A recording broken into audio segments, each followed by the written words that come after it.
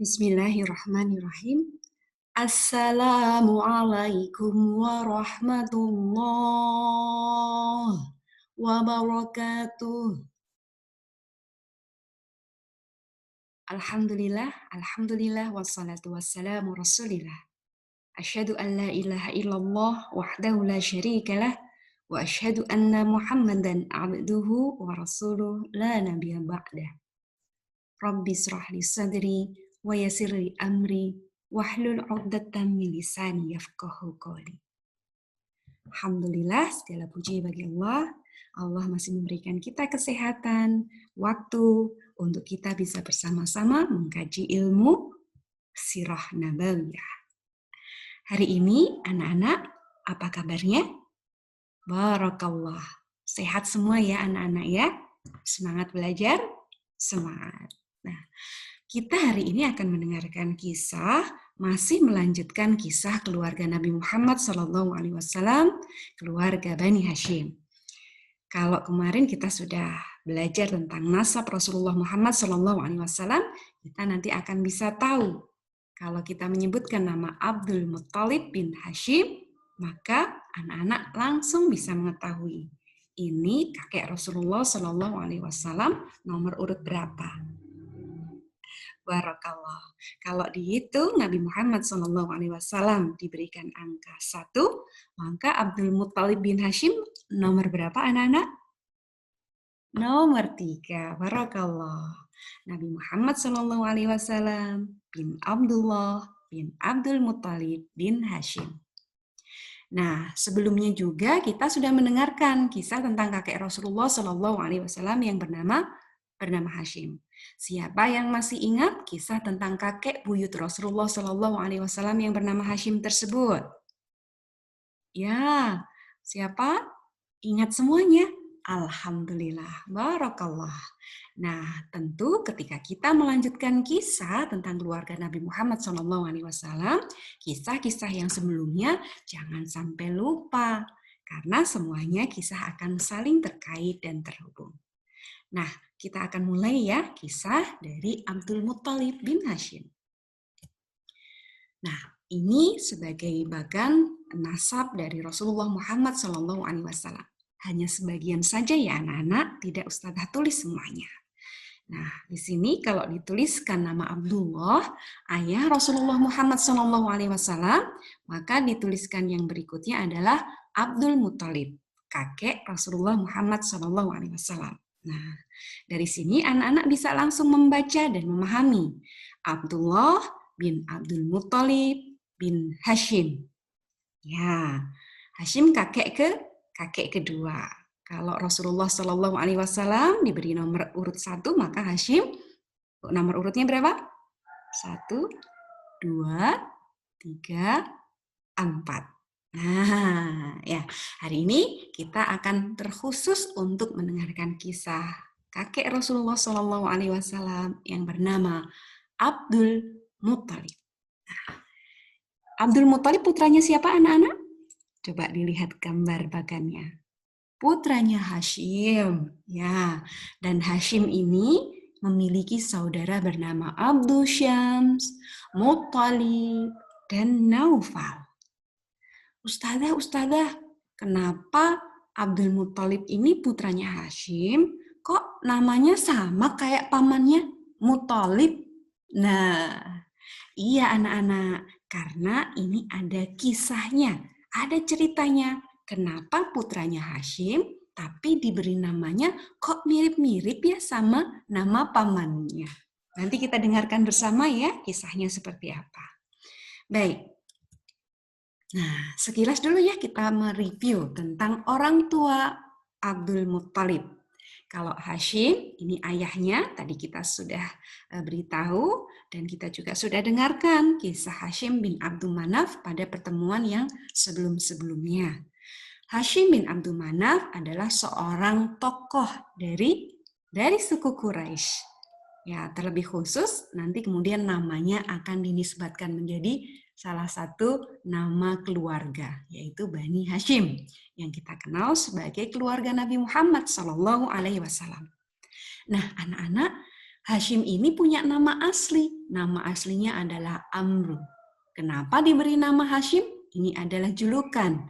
Karena Hashim atau Amru tadi, dia adalah orang yang bertanggung jawab terhadap Siqoyah dan Rifadhah atau memberikan minum dan makan bagi orang-orang yang berhaji di Mekah. Lalu Hashim memberikan jamuan yang paling istimewa, yang paling enak, ya, di kalangan orang-orang Arab pada masa itu, yaitu makanan apa anak-anak? Ada yang masih ingat? Oh, roti. Ya, roti yang bagaimana kemarin? Roti yang diremukkan kemudian disiram dengan kuah. Nah, siapa yang masih ingat nama makanannya apa? Hah? Nama makanannya apa? Depannya A, belakangnya D. Ada yang ingat? Barakallah, namanya al-tharid. Ya, itu adalah makanan istimewa yang diberikan Hashim kepada orang-orang yang sedang berhaji. Maka nama Amru, nama aslinya ya, kemudian dijuluki Hashim, yang artinya roti yang diremuk-remuk tadi. Ya. Nah, ini adalah kisah tentang Hashim. Nah, satu lagi kisah tentang Hashim kemarin apa ya anak-anak? Ya, betul. Hashim adalah orang yang pertama membuat perjalanan dagang di Mekah itu ya, setahun menjadi 2 kali. Kemana saja itu? Ke negeri Syam. Lalu satu lagi ke negeri Yaman. Jadi Hashim melakukan perjalanan dagang beserta orang-orang Quraisy pada masa itu ke negeri Syam dan ke negeri Yaman. Suatu ketika Hashim ini melakukan perjalanan dagang anak-anak ke negeri Syam.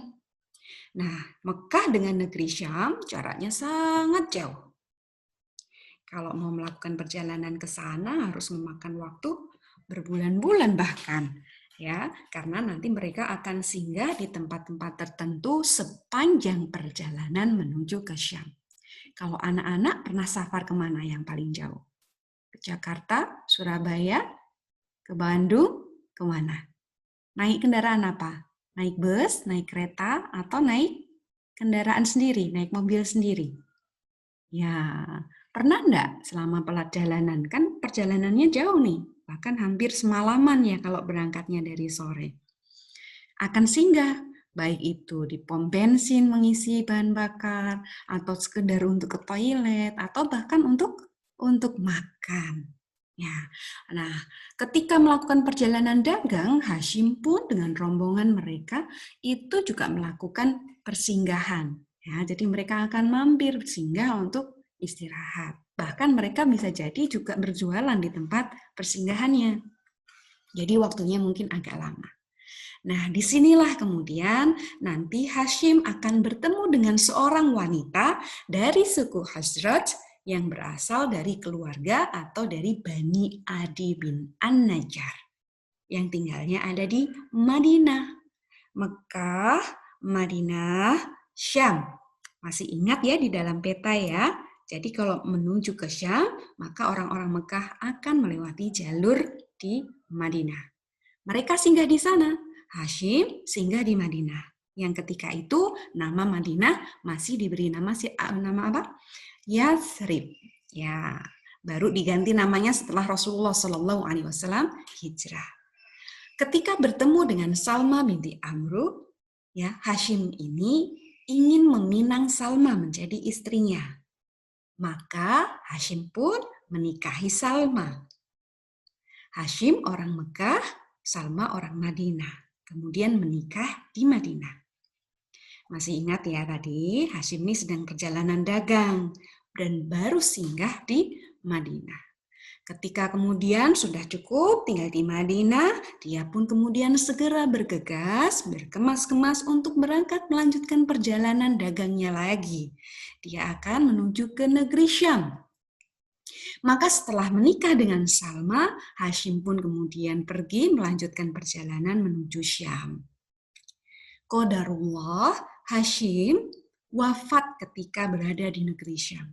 Ya, semuanya adalah takdir Allah, hidup dan mati seseorang. Tidak pernah tahu Hashim ini akan mati di mana. Dia orang Mekah, tapi meninggalnya di di negeri Syam dan dimakamkan di sana. Jadi negeri Syam ini menyimpan jasad seorang Hashim, kakek dari Rasulullah SAW. Nah, ketika ditinggalkan suaminya, Salma binti Amru tadi ternyata sedang mengandung. Ya, sedang mengandung. Maka ketika dia melahirkan anaknya, melahirkan bayinya dalam keadaan bagaimana? Bayinya dalam keadaan yatim.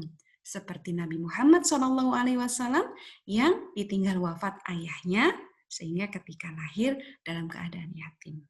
Nah, Salma ini melahirkan seorang bayi yang ketika lahir diberi nama Syaibah. Siapa namanya anak-anak? Syaibah. Kenapa diberi nama Syaibah? Karena ternyata sang bayi itu ketika lahir ada rambut putihnya. Rambut putih itu yang siapa? Kayak kakek-kakek gitu kan ya, ada rambut putihnya. Tapi sebetulnya rambut putih ini juga bisa jadi ada pada anak-anak. Karena mungkin ada genetik atau mungkin ada sesuatu yang membuat memang rambut jadi tumbuh putih. Jadi rambut putih itu tidak selalu ada pada orang tua saja ya anak-anak. Mungkin ada teman kita yang rambutnya putih, jangan diejek. Ini Syaibah lahir pun sudah ada rambut putihnya. Nah, karena ada rambut putih inilah kemudian diberi nama Syaibah. Syaibah yang artinya rambut putih atau uban. Nah, kok kemudian disebut dengan Abdul Muthalib? Kok kita lebih sering mendengar Syaibah ini dengan nama Abdul Muthalib? Nah, ini ada kisah yang terjadi ketika bayi ini lahir sudah dalam keadaan yatim dan dia berada di Madinah, bukan di Mekah, kampung halamannya ayahnya. Nah, Hashim ini kan orang yang terpandang di Mekah ya anak-anak ya. Dia yang membantu atau yang bertanggung jawab dengan siqayah dan rifadhah, memberi makan, memberi minum jamaah haji. Kemudian dia juga memimpin suku Quraisy di Mekah.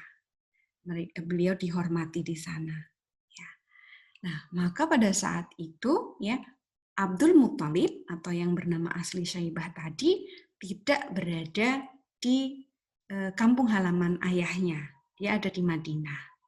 Dan keluarga dari Hashim, ayahnya di Mekah, tidak mengetahui kalau ternyata Hashim memiliki seorang putra di Madinah. Sampai suatu ketika, saudara Hashim yang bernama Muthalib, masih ingat ya tadi ya, saudara Hashim yang bernama Muthalib, berarti pamannya Abdul Muthalib ya, pamannya Syaibah, dia mengetahui bahwa Hashim, saudaranya, memiliki seorang putra di Madinah.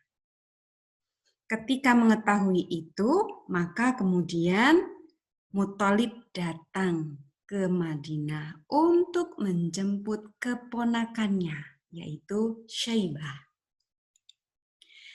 Karena Hashim ini meninggal dunia, maka dia ini tanggung jawab dan tugasnya untuk siqayah dan rifadhah, memberi minum, memberi makan jamaah haji, diambil alih atau digantikan oleh saudaranya yang bernama Muthalib.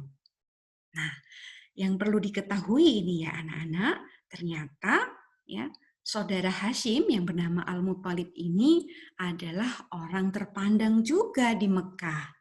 Hashim orang yang terpandang, dia yang memimpin ya masyarakat. Kemudian dia juga yang bertanggung jawab terhadap siqayah dan rifadhah. Maka tugas-tugasnya diambil alih oleh Al-Muthalib, saudara laki-lakinya. Nah, walaupun demikian, Muthalib ini memang merupakan orang yang sudah memiliki kepribadian yang bagus. Ya, dia ini adalah orang yang terpandang di kalangan masyarakat Quraisy, dia dipatuhi, dihormati di tengah kaumnya, dan bahkan dia dijuluki dengan Al-Fayyad. Apa anak-anak? Al-Fayyad, yang artinya sang dermawan, atau bisa dikatakan luber. Ya, luber itu dia memiliki sesuatu yang berlebih, ya, berlebih dan dia kemudian dengan mudahnya memberikan kepada orang-orang. Jadi dia dikenal dengan sang dermawan, Al-Fayyad. Jadi secara kepribadian pun Muthalib, saudara Hashim ini memiliki kepribadian yang sangat baik, yang sangat mulia. Ketika mendengar saudaranya Hashim meninggal dan memiliki anak di Madinah, maka Muthalib menjemput Syaibah. Ketika menjemput Syaibah di Madinah, dia menemui Syaibah dan mengajaknya pulang ke Mekah. Kan kampung halaman ayahnya di Mekah. Maka Syaibah ingin diajak untuk tinggal di Mekah. Tapi Syaibah menolak kalau tidak mendapatkan izin dari sang ibu. Anak-anak bisa bayangkan ya, Salma, ibunya Syaibah, yang sudah ditinggal wafat suaminya, berarti dia adalah wanita seorang diri yang kemudian membesarkan anak laki-laki satu-satunya, yaitu Syaibah. Anak dan ibu saja. Sudah tidak ada suami, maka Salma pun sangat menyayangi Syaibah. Kalau Syaibah mau dibawa ke Mekah, kira-kira boleh nggak ya? Nggak boleh. Iya, betul sekali. Pada mulanya, ya, Salma tidak mengizinkan kalau Syaibah dibawa ke Mekah oleh pamannya, oleh Muthalib tadi. Tapi Muthalib tidak habis akalnya. Dia berpikir, bagaimana ya caranya supaya Ibu Salma ini mau mengizinkan putranya Syaibah untuk kemudian tinggal di Mekah. Maka Muthalib mengatakan kepada ibunya Syaibah atau Salma. Dia mengatakan kepada Salma, "Wahai Salma, sesungguhnya Syaibah dia akan pergi ke tengah kerajaan ayahnya di Mekah, di tanah suci. Apakah kau tidak menginginkan kebaikan masa depan anakmu Syaibah?" Anak-anak yang Allah rahmati, Al-Muthalib membujuk Salma ibu Syaibah agar mengizinkan Syaibah dibawa ke Mekah, hijrah dan pindah di Mekah untuk meneruskan kerajaan ayahnya. Untuk meneruskan ya tugas dan tanggung jawab ayahnya sebagai pemimpin di Mekah, mengurusi Siqoyah dan Rifadhah.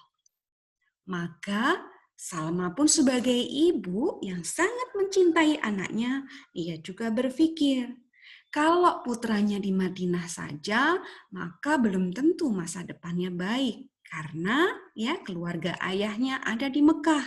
Bahkan di Mekah ayahnya memiliki kedudukan yang tinggi.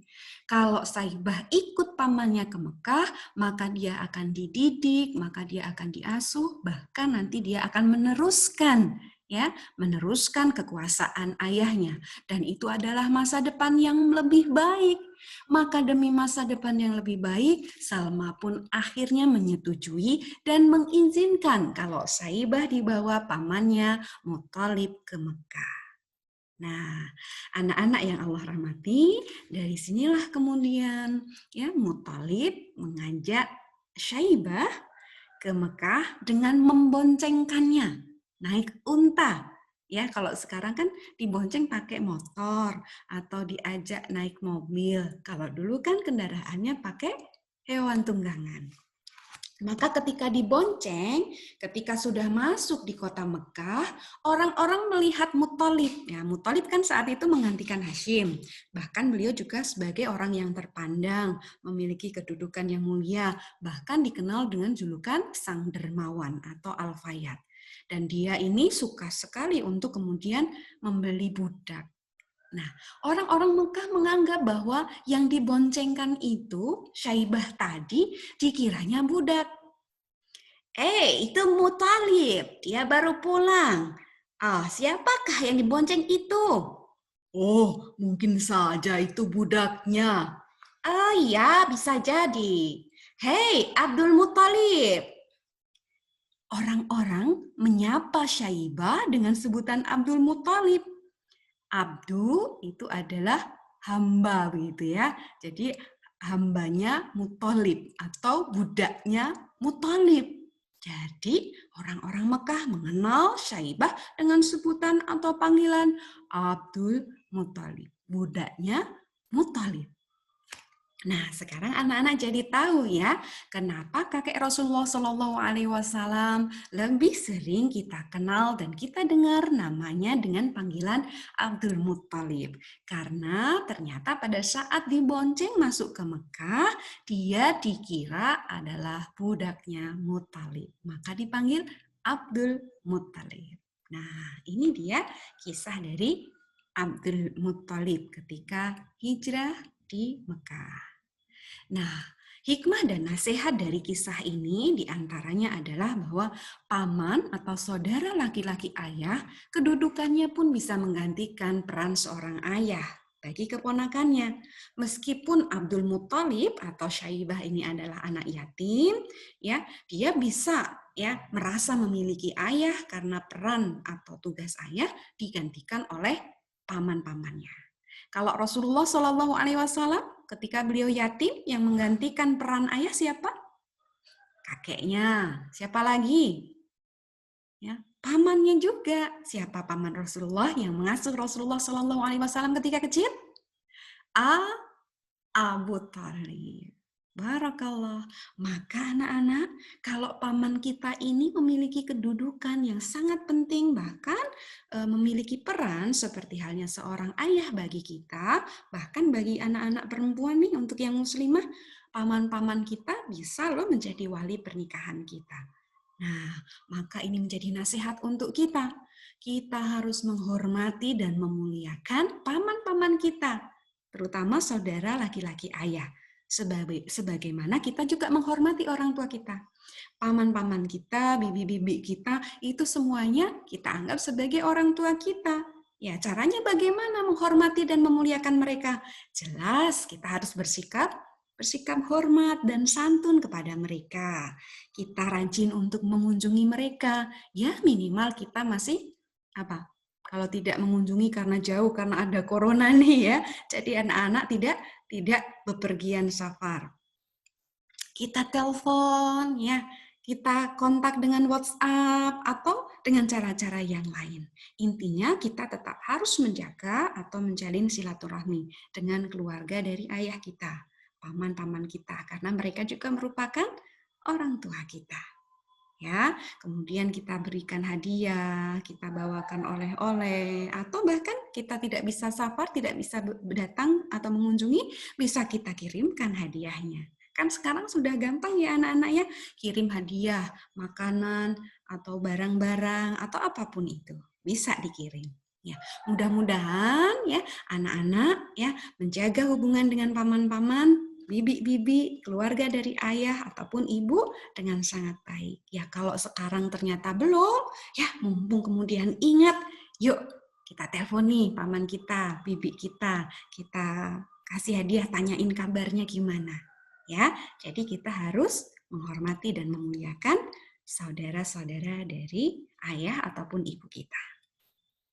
Barakallah untuk anak-anak. Nah, kita masih lanjutkan nih kisah tentang Abdul Muthalib. Ya, ada kisah Abdul Muthalib yang lainnya yang perlu anak-anak dengarkan sebelum nanti kita akan mendengarkan kisah tentang kelahiran Nabi Muhammad SAW. Ada peristiwa-peristiwa penting sebelum Rasulullah SAW lahir yang di situ diantaranya ada peran seorang kakek Rasulullah yang bernama Abdul Muthalib ini atau nama aslinya Syaibah. Ada peristiwa apa ya? Ada kisah apa ya? Yuk kita dengarkan lagi kisahnya. Nah ini dia, kisah penggalian sumur Zamzam. Ustadzah, kok sumur Zamzam digali?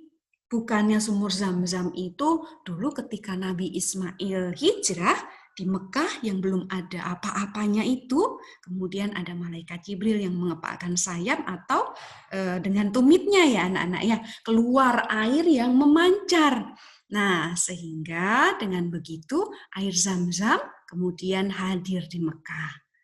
Nah, tapi kan anak-anak masih ingat dong kisah bagaimana suku Khuza'ah dan suku Jurhum kemudian bertikai. yang akhirnya suku Jurhum terkalahkan dan meninggalkan Mekah. Sehingga mereka memutuskan untuk menutup sumur Zam-Zam supaya tidak bisa dipakai suku Huza'ah. Sampai ratusan tahun sumur Zam-Zam tertimbun.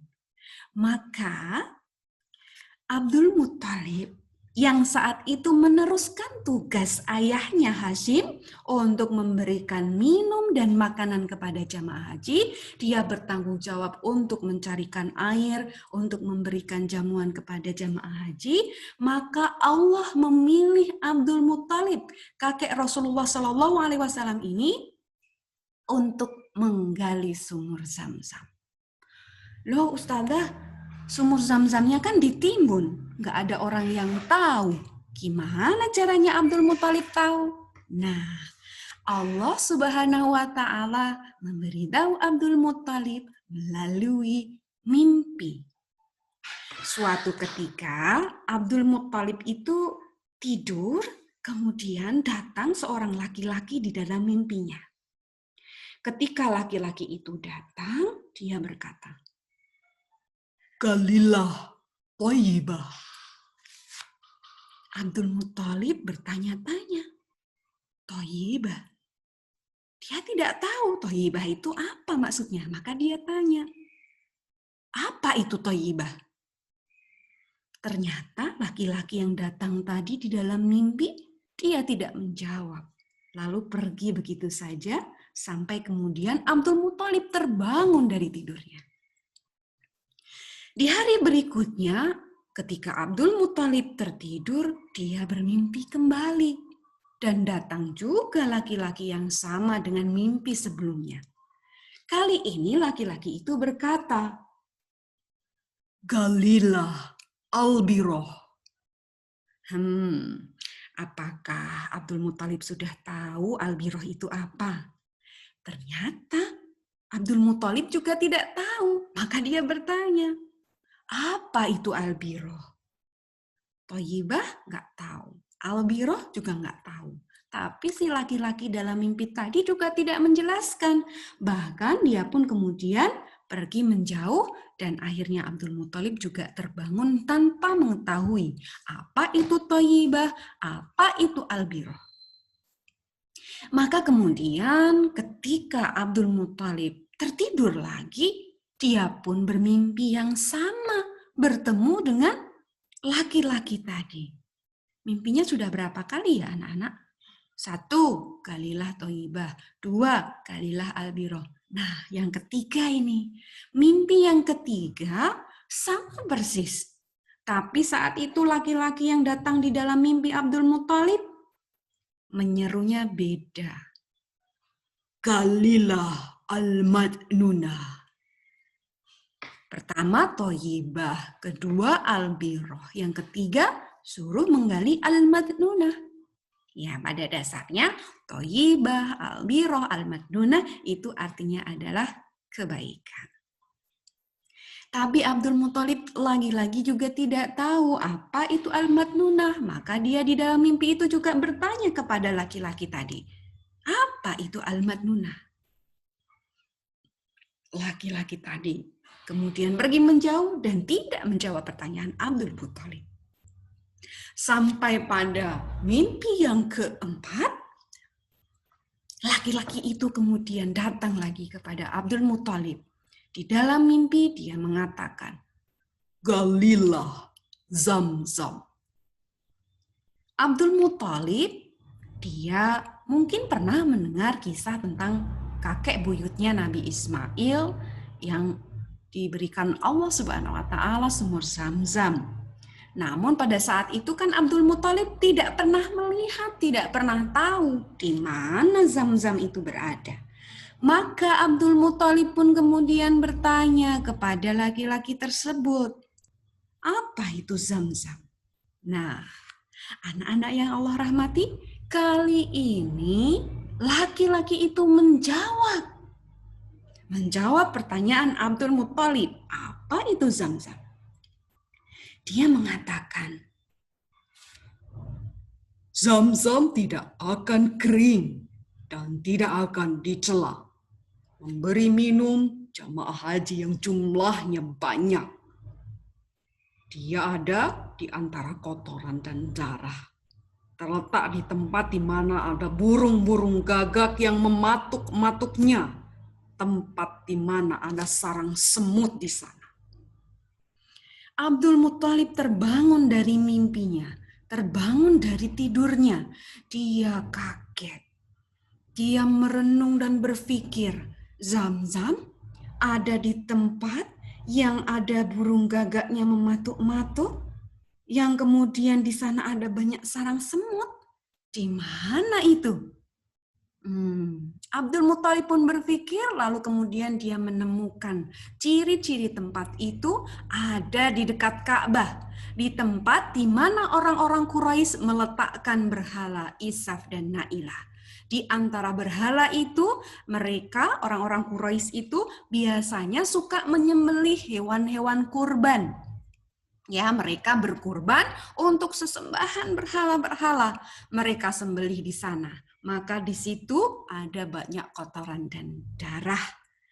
Nah, kalau kemudian ada kotoran, ada darah, mungkin ada serpihan-serpihan itu ya, bekas penyembelihan, ada burung-burung gagak yang datang di sana untuk cari makan. Maka banyak burung gagak yang mematuk-matuk di sana. Ya, kalau tempatnya seperti itu, kebayang ya anak-anak, gampang sekali kemudian ada semut-semut di sana. Maka di sana ada sarang semutnya juga. Di sanalah kemudian Abdul Muthalib menggali sumur Zam-Zam. Nah, anak-anak yang Allah rahmati, ketika menggali sumur Zam-Zam, ya, ketika Abdul Muthalib menggali sumur Zam-Zam, dia hanya seorang diri, tidak ada yang membantu. Kenapa? Karena Abdul Muthalib pada saat itu baru memiliki satu orang putra. Ya, anak laki-lakinya cuma satu saat itu dan juga masih belum dewasa, masih anak-anak.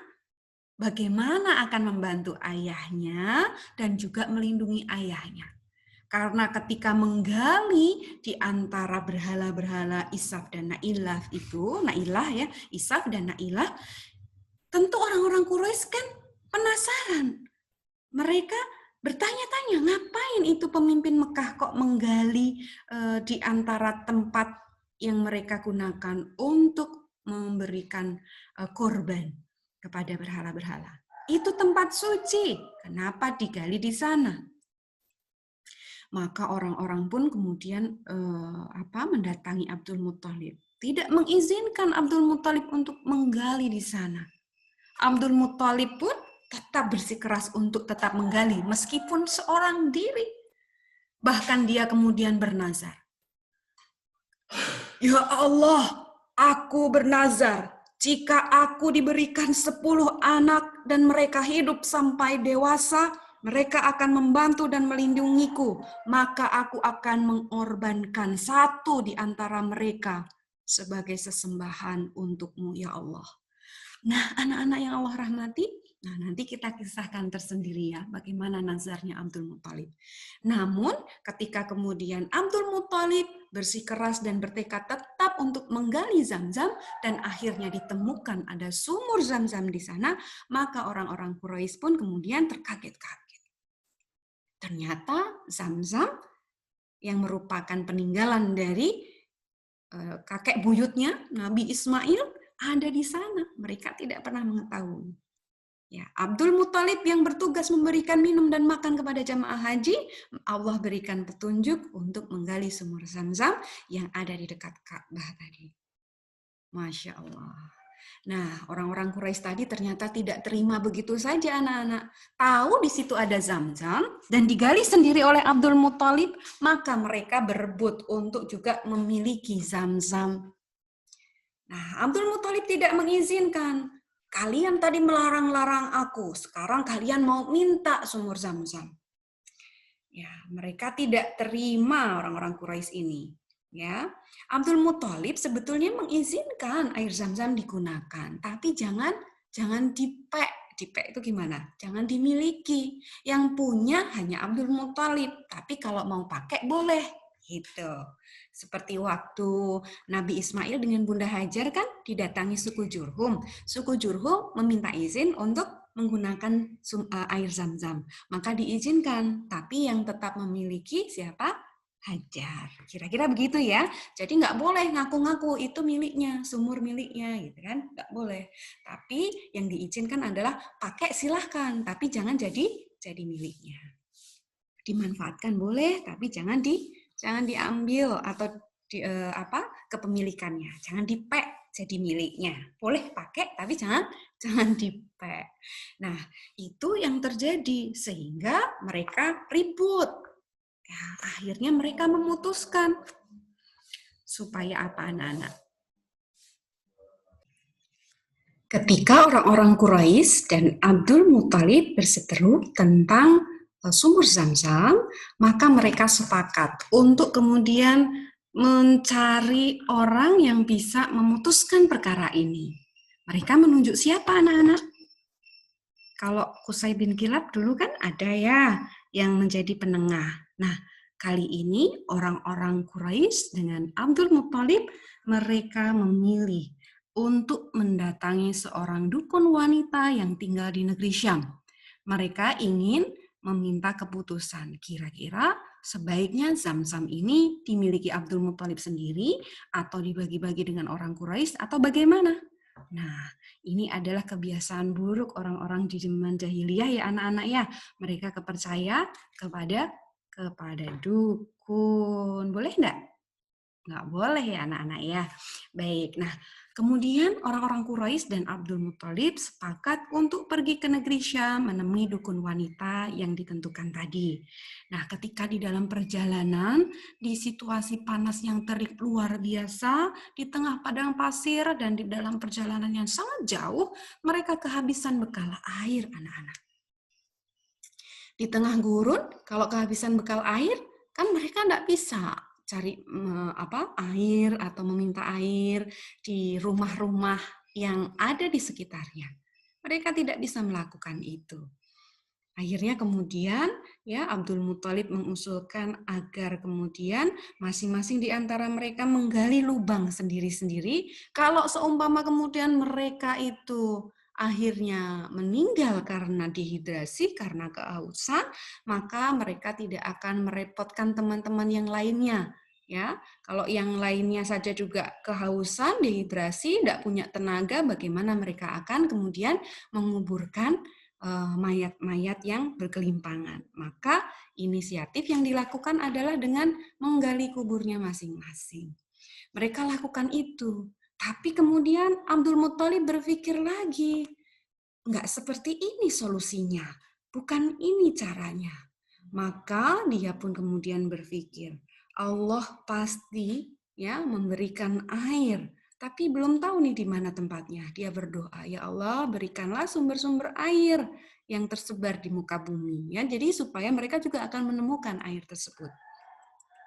Maka ketika kemudian Abdul Muthalib ya menginstruksikan, mengajak ya rombongan ini, rombongan keluarga dari Abdul Muthalib ya, bukan orang-orang Quraisy tadi, untuk kemudian segera pergi meninggalkan tempat itu dan terus berjalan sampai kemudian bisa menemukan air. Qadarullah, sebelum kemudian pergi jauh dari tempat itu ya, ada air yang keluar dari bekas galian yang digali oleh Abdul Muthalib tadi. Lubang yang digali Abdul Muthalib tadi. Keluar air dan dia kemudian bersujud syukur. Allah telah mengabulkan doanya. Allah memberikan air kepadanya. Maka pada saat itu Abdul Muthalib juga memberitahu kepada orang-orang Quraisy yang lain bahwa dia mendapatkan air. Dari situlah orang-orang Quraisy kemudian menyadari ternyata memang Tuhan pemilik Ka'bah menghendaki Abdul Muthalib untuk memiliki air itu. Maka sama saja Zam-Zam di Mekah juga dikehendaki untuk dimiliki Abdul Muthalib. Benar sekali, kalau begitu biarkan saja Zam-Zam itu menjadi milik Abdul Muthalib. Sekarang kita pulang saja dan kembali ke Mekah. Kita tidak perlu lagi datang ke tempat dukun wanita di negeri Syam. anak-anak yang Allah rahmati, maka orang-orang Quraisy pun dengan melihat kejadian atau peristiwa ini, mereka akhirnya sepakat untuk tidak lagi mempermasalahkan kepemilikan air Zam-Zam. Milik siapa jadinya anak-anak? Milik Abdul Muthalib. Jadi yang mengelola adalah Abdul Muthalib. Sedangkan orang-orang Quraisy, orang-orang Mekah yang lainnya, mereka diizinkan untuk memanfaatkan airnya, tapi tidak memilikinya. Nah, ini adalah kisah dari Abdul Muthalib ketika menggali sumur Zam-Zam. Nah, anak-anak yang Allah rahmati, Zam-Zam adalah air yang sangat banyak memiliki manfaat. Ya, ada keutamaan dari Zam-Zam. Air Zam-Zam itu tergantung untuk apa ia diminum.